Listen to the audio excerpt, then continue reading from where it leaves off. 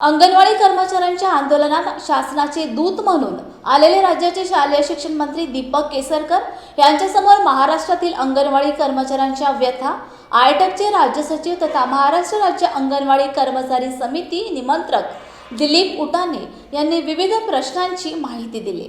February महिन्यामध्येच आपली एक meeting झाली होती मागच्या वर्षी 28 फरवरीला।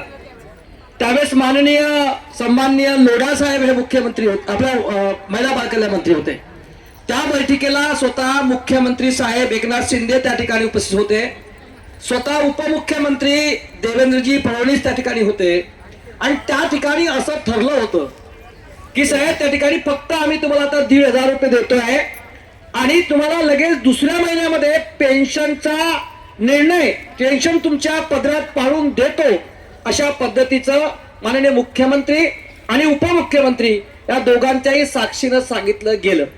मी साहेबांच्या समोर सांगतो, इथे टीव्ही वाले आहेत आणि टीव्ही 12 जानेवारी 2023 ला जेव्हा वर्षा बंगला सह्याद्रीवरती आपली मीटिंग झाली त्यावेळेस देखील आपले मंत्री महोदय हे टीव्ही समोर बोलताना सांगत होते की मी अंगणवाडी सेविकेला 18,000 रुपये देईन, मी त्या ठिकाणी मिनी अंगणवाडी सेविकेला 15,000 रुपये देईन, मी मदतीला 10,000 रुपये देईन। आता तर मंत्री मध्ये नाही आहेत, ते महागाई वाढलेली आहे। निश्चितपणे उद्या आपला या ठिकाणी चर्चा होईल। आपण पोलिसांना सांगावं की आम्हाला इथे राहण्याची परवानगी द्या।